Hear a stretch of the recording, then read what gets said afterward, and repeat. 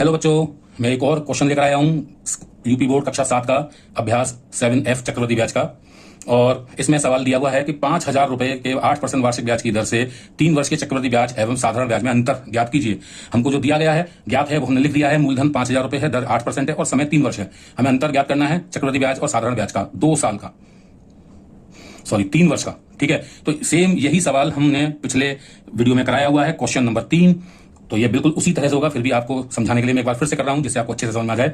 तो 3 वर्ष का पहले आप साधारण ब्याज निकालिए। ठीक है, 3 वर्ष का साधारण ब्याज क्या होता है? मूलधन गुणा समय गुणा दर बटे 100। आपको अच्छे से रट गया हुआ है सूत्र, तो हम सीधे सीधे सूत्र लगाएंगे इसमें। तो मूलधन आपका है 5,000 रुपए, दर है आपकी 8%, समय आपका है 3 वर्ष बटे 100। तो आप 2 जीरो से 2 जीरो कट गए और ये आपका आ गया 8 या 24 पंजे 120 और 1 जीरो एक्स्ट्रा है वो भी हमने लगा दिया।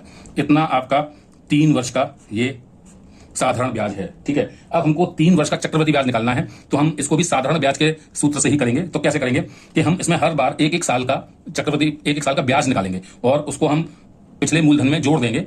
ठीक है, और वो जो नया मिश्रण आएगा उसको हम अगले साल के लिए मूलधन मानेंगे। तो कैसे करेंगे देखिए, चक्रवृद्धि ब्याज निकालने हैं।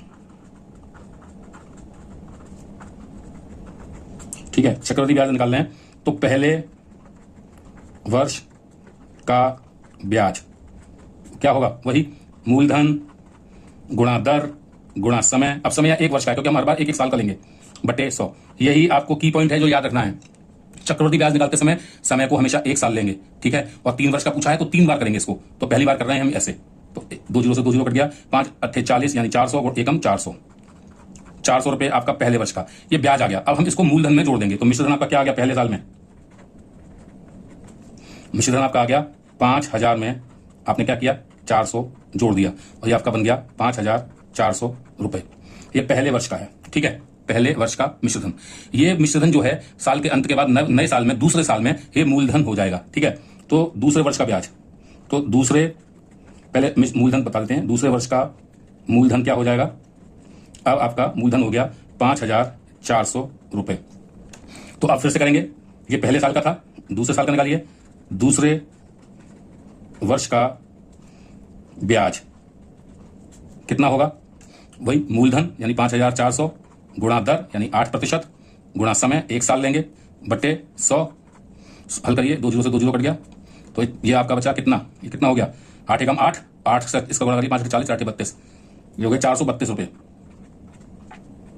ठीक है, 832 का 2, 8 40 40 43। ठीक है, 432 रुपए आपका दूसरे वर्ष का ब्याज है। फिर से वही, अब ये जो ब्याज आया ये मूलधन में हम जोड़ देंगे तो ये मिश्रधन बन जाएगा। तो मिश्रधन कितना आ गया आपका? किसका? दूसरे वर्ष का मिश्रधन। ये आपका आ गया 5,400।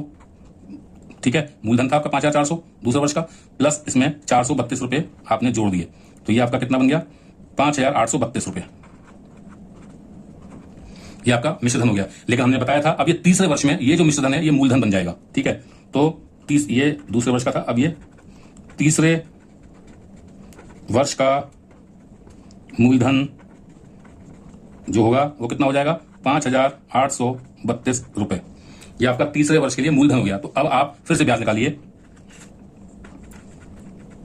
तीसरे वर्ष का ब्याज से ब्याज क्या आएगा? मूलधन यानी 5,832 गुणा दर 8 गुणा समय 1 वर्ष बटे 100।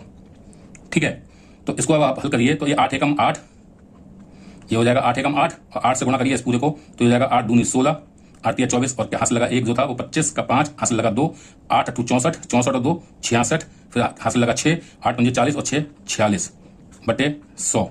अब 2 जीरो हैं तो 2 जीरो यहाँ दाएं से बाएं की तरफ खिसकेंगे, 2 स्थान 1 और 2 और यहाँ लगा देंगे। तो ये आपका आ जाएगा 466 रुपये 56 पैसे। ये आपकी तीसरे वर्ष की ब्याज आ गई। ठीक है, तो हमको अब 3 वर्ष की ब्याज का यानी चक्रवृद्धि ब्याज, मतलब तीनों वर्ष की जो ब्याज को जोड़ दें तो चक्रवृद्धि ब्याज हो जाएगी। तो उसका टोटल करना है। तो 3 वर्ष की कुल चक्रवृद्धि ब्याज बराबर कितनी हो गई? पहली थी कितनी? पहले वर्ष की ब्याज 400 रुपए, दूसरी कितनी थी? 432 रुपए, और तीसरी कितनी थी? 466 रुपए और 56 पैसे। तो इनको जोड़ देंगे तो ये आ जाएगी 56 का 56, 6 2 8, 6 3 9 और 4 तिया 12, 1298 रुपये 56 पैसे तीनों वर्ष की चक्रवृद्धि ब्याज है। साधारण ब्याज हमने निकाली हुई है ये 1200 रुपये। तो अंतर कितना आ जाएगा? तो चक्रवृद्धि ब्याज माइनस साधारण ब्याज कितनी हो जाएगी? 1298 रुपये 56 पैसे में से 1200 हम घटाएंगे तो कितना आएगा? 98 रुपये 56 पैसे का अंतर आया और यही आपका उत्तर है। तो इस तरह से आप समझ गए होंगे कि ये सवाल को कैसे हल करना है। नहीं समझ में आता है तो आप इसको रिवाइंड करके देखिए, और फिर भी समझ में नहीं आता है तो आप हमें कमेंट करिए, आपको दोबारा हम समझाएंगे। और हाँ, इस वीडियो को फिर से बोल रहा हूँ, लाइक जरूर करिएगा। जितने ज्यादा लाइक करेंगे उतना ही ज्यादा इसकी रीच